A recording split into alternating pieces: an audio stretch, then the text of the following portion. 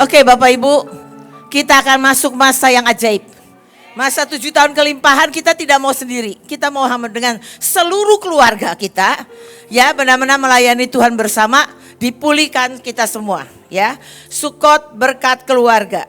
Oke. Next. Mazmur 103 ayat 17 TPT, tetapi heset Tuhan, kasih setia Tuhan dari kekekalan kepada kekekalan. Tidak tergoyahkan dan tidak terputus bagi mereka yang takut akan Engkau. Dan diwariskan dari orang tua kepada anak-anak cucu-cucunya sehingga keturunannya. Kita tahu bahwa kita bersyukur punya sumpah dan sumpah heset itu sekalipun kita tidak setia Tuhan kasih setianya tetap forever ya. Dan kita tahu bahwa kalau kita didapati seluruh keluarga terima heset Tuhan itu ajaib ya. Dan bukan itu aja, kita mau dari orang tua mewariskan kepada anak-anaknya. Saya belajar dari Ibu Panglima dan saya terus belajar untuk membawa keluarga saya. Apapun masalahnya, keluarga saya, keturunan saya harus benar-benar mencintai Tuhan. Dari sekarang saya sudah bilang, cucu yang akan datang akan jadi orang yang saya akan didik. Benar-benar dari kecil sudah sangat dengar peka dan masuk ke surga dengan cepat. Ya, dan semuanya apa yang saya rindukan datang. Dan kita nanti akan tindakan profetiknya adalah, makanya kenapa saya bawa talit besar hari ini, karena nanti semua masuk ikut pakai talit pemimpin atau pemimpin keluarga, campur aja lah. Saya kadang-kadang sama keluarga tapi semua pemimpin saya, staff saya ikut saya. Jadi kita masuk semuanya, ya, kita masuk tudung. Kita masuk tudung dari pemimpin kita. Dan kita minta yang senior bisa mewariskan. Karena anak kalau nggak ada komunikasi nggak bisa mewariskan. Anaknya nggak mau terima. Makanya dulu pernah khotbahnya connecting generation. Kita harus ngerti yang bawah juga ya. Itu nanti kita turunkan. Dan yang bawah juga punya kemampuan mewariskan. Kalau sikap kalian tidak mencintai dan tidak menginginkan, tidak bisa. Harus menginginkan ya, itu nanti kita tindakan profetiknya. Jadi semua yang unbroken, unrelenting, maksudnya semua yang sudah ini dipulihkan sama Tuhan ya. Oke. Next. Berkat keluarga yang kedua. 2 Samuel 23 ayat 5. Bukankah seperti itu keluargaku di hadapan Allah? Sebab ia menegakkan bagiku suatu perjanjian kekal. Teratur dalam segala-galanya dan terjamin.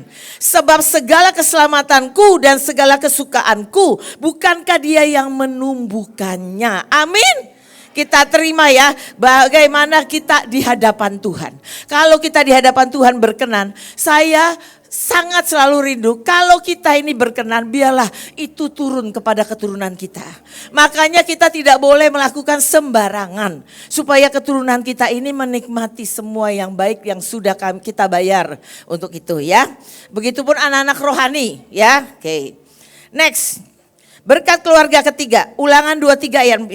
Tetapi Tuhan Allahmu tidak mau mendengarkan Bileam dan Tuhan Allahmu telah mengubah kutuk itu menjadi berkat bagimu. Karena Tuhan Allahmu mengasihi engkau. Kita tahu kita adalah orang yang mengubah kutuk jadi berkat. Kita dibukakan banyak hal, kita dibukakan TPU ya, kita dibukain terus dan gak pernah stop Tuhan karena sangat mengasihi kita. Dan dia tidak mau ada hambatan kita tidak bisa terbang bersama dia. Ya, oke, next. Berkat keluarga keempat, Yeremia 30 ayat 17, aku Tuhan akan memulihkan kesehatan seluruh keluargamu dan menyembuhkan luka-luka keluargamu, demikianlah firman Tuhan. Jadi kita mau katakan Sukot ini kita terima pemulihan, restorasi seluruh hubungan komunikasi keluarga dan kesehatan juga sehat. Semuanya ya, dalam nama Yesus kita semua sehat, mau yang muda mau yang tua semuanya ya. Karena semuanya kita teruna. Berkat keluarga kelima, Matius 5 ayat 26, terang keluarga kita bercahaya di depan orang.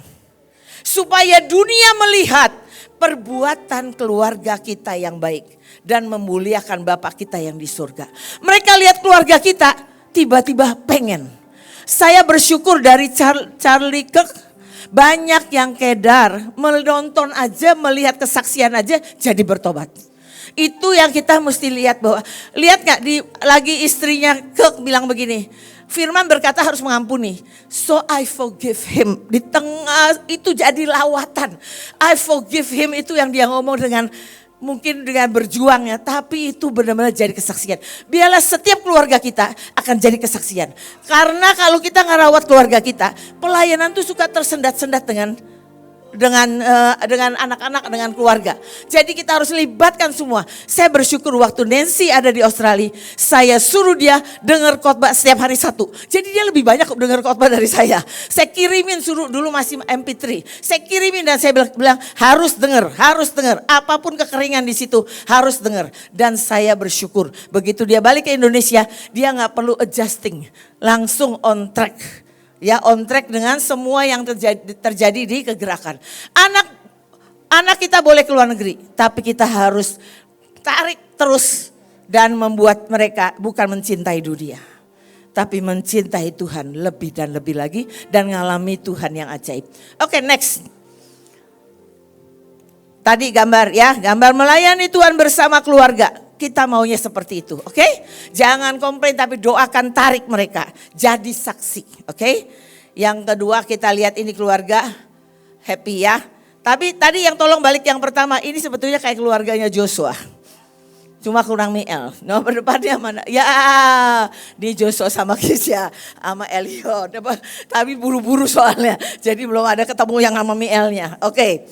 Ya, kita akan tindakan profetik. Nancy boleh bantuin. Nah ini nanti yang pertama, semua pemimpin, ya semua buru-buru cari pemimpinnya, pemimpin keluarga dan pemimpin unit. Semua talitnya dibuka ya, masuk ke dalam.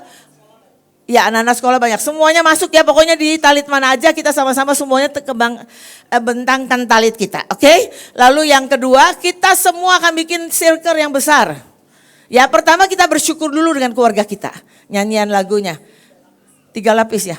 Jadi bikin 3 lapis nanti, setelah itu kita adalah satu kesatuan ya.